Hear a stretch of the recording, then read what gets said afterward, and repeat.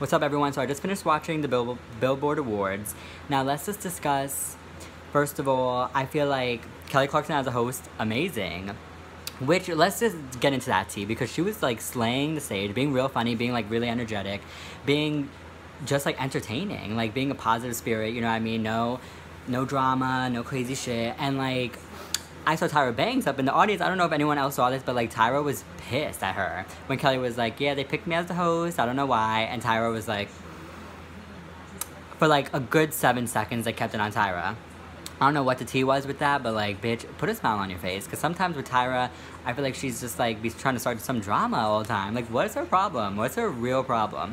And then the other half of the time, she's like having a good ass time, like being the life of the party. So pick one, girl. I feel like because she was America's Got Talent and they're on the same network, that maybe Tyra wanted to be the host of the show, and they were like, no, Kelly's gonna be the host, and she was pissed. That must have been it. I don't know if anyone caught that, but she was so pissed. Okay, fine. Let's get into the actual performers, though. Let's start with Ariana. Okay. Because we're gonna go in order from what I recall. Now, Ariana, girl, you know what? Let's not start with Ariana, because you know what? I don't have the, let's start with a positive performance for me. And we're gonna go with,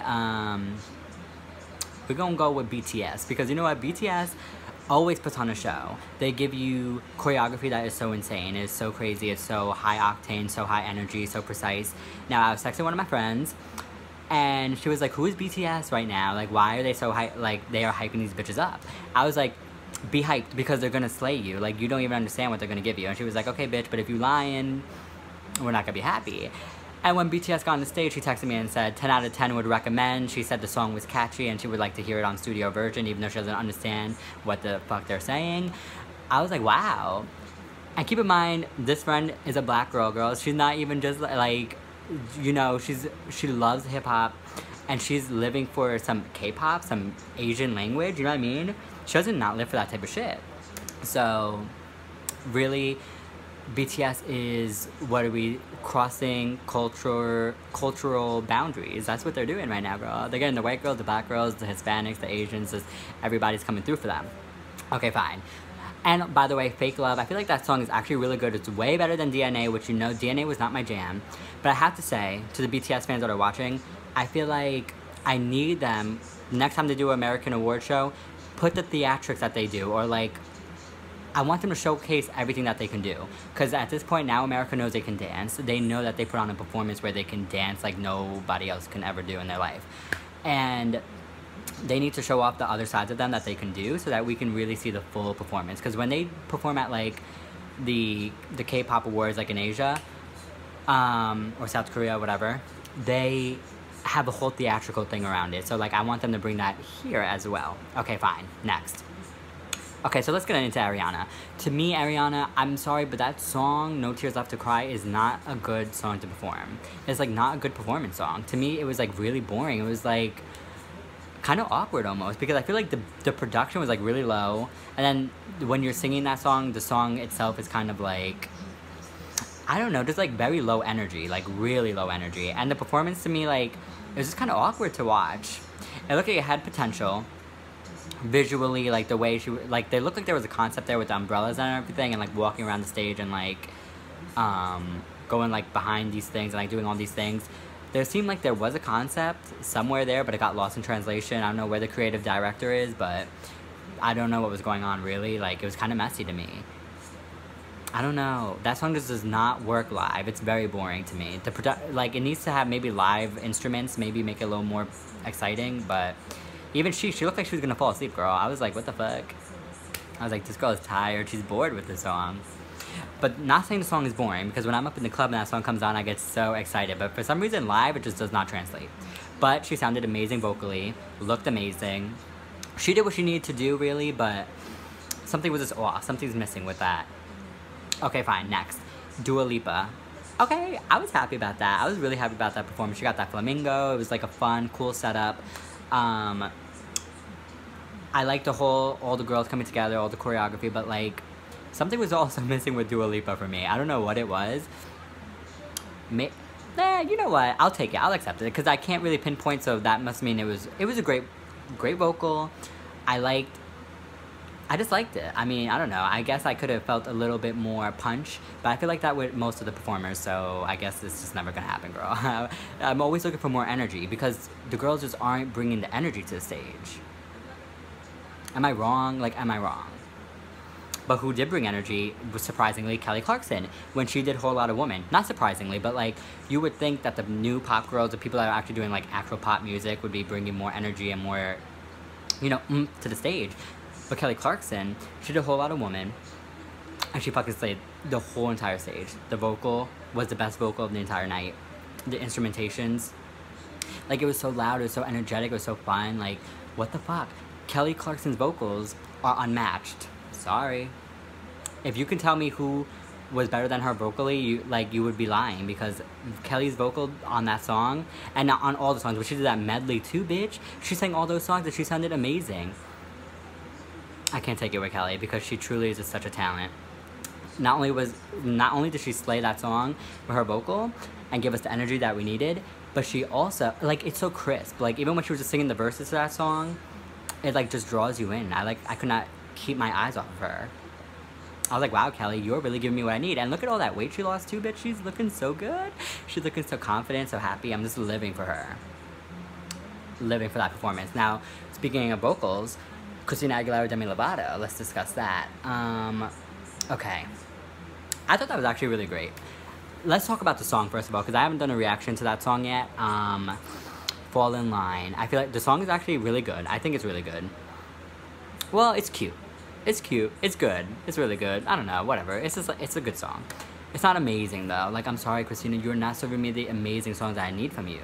I need like stripped, back to basics, even some Bionic songs. You know what I mean? That's what I need. But whatever.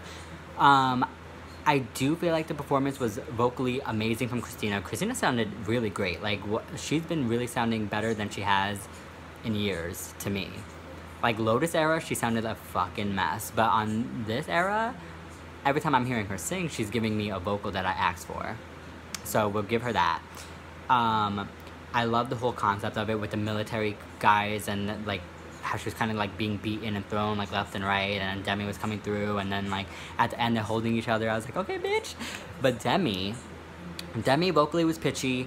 Still sounded good though, but I have to say when they started shouting, you know, before they were coming on, I was like, oh no, this might be like WWE fight vocal edition, you know what I mean? Like, they're gonna fight to the death vocally, screaming at each other, growling. They didn't really do that, but they almost hit a point where they were kind of like doing too many ad-libs over each other and trying to fight to the death. My mom was like, okay girls, we're like, we get it, you guys can sing, just calm it down, because sometimes it just is too much. But the performance itself was great, that's what I'm gonna say. Honestly, even the shouting part was not a big deal. Like, it wasn't a tragedy. It was still great. So Christina and Demi, good job, girls, good job. But is that song a radio hit? Absolutely not. I don't know why they would pick that song as a single and put Demi on it. Like, I don't know if that will... It's not like... There's not, like, really hooks to it. It's not, like, catchy. It's just, like, a good album track. That's what it sounds like. Like, you know, like a solid album track. So I don't know what's gonna happen with that, but the performance was good. Okay, now let's discuss Normani and Camila Cabello, because I see so much discussion about these two. So much discussion about these two, girl. And it seems like their stands seem to fight each other, and then some of them, like, love, like, both of them, you know what I mean? When I'm on Twitter, I follow some of these, like, younger people who love, like, only, like, Fifth Harmony, Selena Gomez, like, all the younger girls. So I see, like, a lot of that shit. And I have to say, normally, I don't care about Camila and I don't care about Normani, but both of them really slayed tonight. Like, they were two of my favorite performers, especially Camila. That's what, if I have to give my true opinion, I give my most blunt thoughts on the matter, Camila slayed the shit out of that stage, and I was actually really shocked, because usually when she goes on stage, I like it. You know what I mean? Just like with Ariana or like with Dua, I liked it, you know what I mean? And that's how I usually feel about Camila, but this time I loved it. She's serving us vocal. I mean, actually in some parts she was like really singing, bitch, but like she was dancing hard too, surprisingly, and still sounding good. So Camila, new main pop girl, I mean, the fuck? Singing and dancing, like giving me everything with that Sangria song, whining the body, having rhythm. I didn't know she had like rhythm to her. She really looked good. She was dancing great.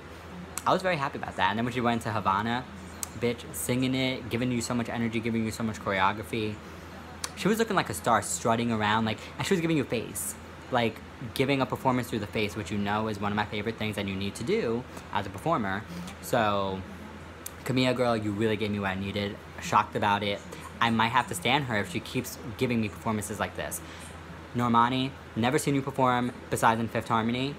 And I remember when you did that split on the VMAs and I was like, yes, bitch, you better slay. But this night, you gave me everything I needed. Actually, my mom walked in. That was when she first walked in to watch the show. And she was like, is that Beyonce?